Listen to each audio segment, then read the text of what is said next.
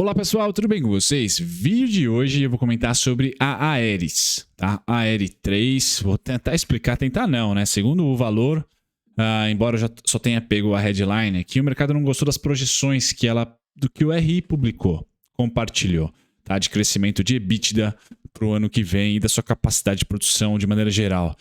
E aí pessoal, especulação ou não?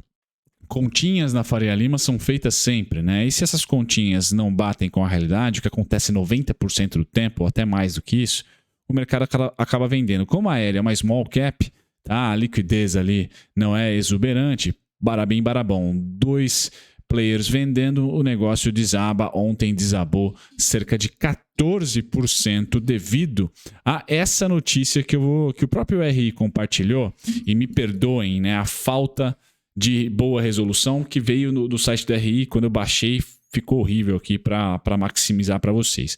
Mas o que a empresa fez? Ela fez as projeções para o final do ano, então projeção para o período fim do 31 de dezembro de 2021. Então tem a produção em gigawatts equivalentes, tá? E depois receita líquida e seguido de EBITDA e CAPEX, tá?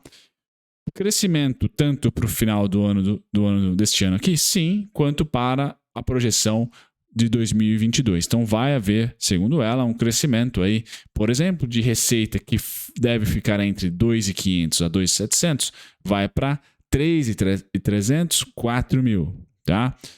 Depois a gente vem para o EBITDA, 200 a 250 milhões, creio eu, vai para 300 a 450 milhões, tá?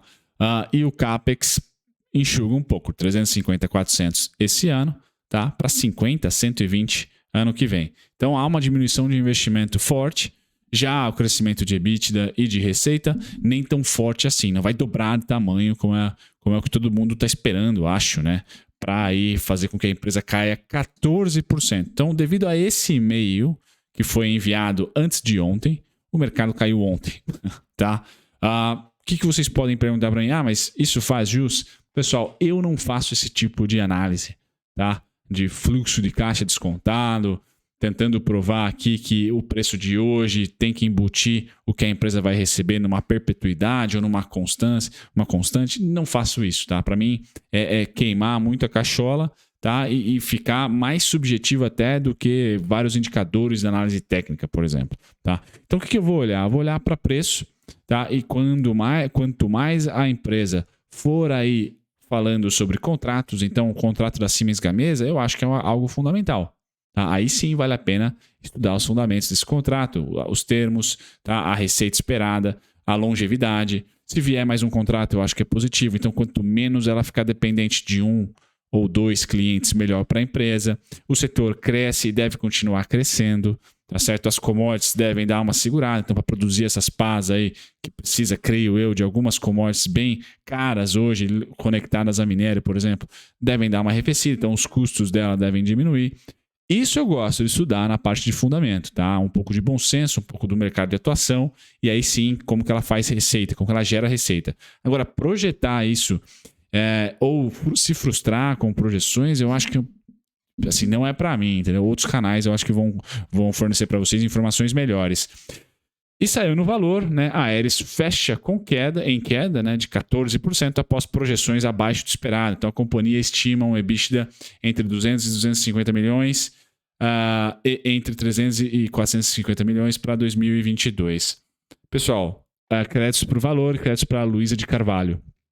Olha, segundo o valor, foi esse comunicado que fez a ação desabar 14%. Então, eu não considero o mercado muito eficiente nessa parte, mas se você considera, gosta de fluxo de caixa descontado, pois bem, são essas continhas matemáticas que provavelmente frustraram aí o que a Aeris estava construindo de certa maneira, tá? Eu falei para vocês, ou no último vídeo, faz tempinho já que eu não posto sobre a Aeris, né? Então, quando eu falei, parece que eu tô compartilhando regra aqui com vocês, né? Para não falar outra coisa. Não é bem isso, mas eu tinha, né?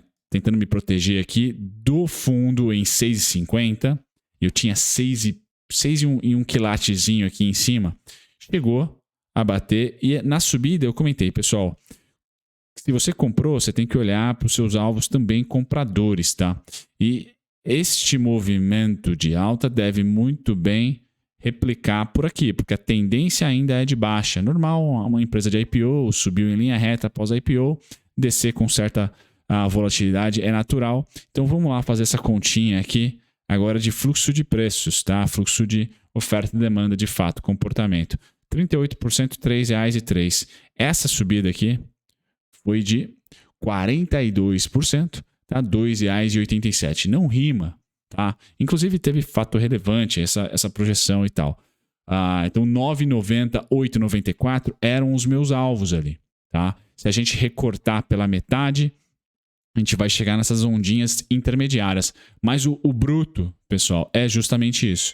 Tá? É esse tipo de movimentação da Aeris que eu realmente esperava aqui, continuo esperando agora, não mais a partir daqui, porque já ocorreu. Então agora eu espero a partir das próximas regiões, 6,24, 6,50, próximo ponto de suporte, e principalmente 5,50, 4,97, que formam a região que é gorda, né? Tem mais de R$ 2,00, sendo que o ativo tem valor nominal baixo, tá? Mas eu trabalharia, então, pessoal, no mínimo, tá? Com essas duas faixas. Não tem outra escapatória para mim na Aeris, tá? Então 6,50, 6,24 é a primeira faixa. Seria praticamente aqui um fundo duplo, né? A ação viria, o preço faria aqui uma inflexão de fundo duplo, praticamente. Então esse é o primeiro cenário. E o segundo, né? A gente tem mais uma altinha assim nesses moldes, tá? E debulhamos aqui em 5,50, 4,97, tá? Mas principalmente 5,50.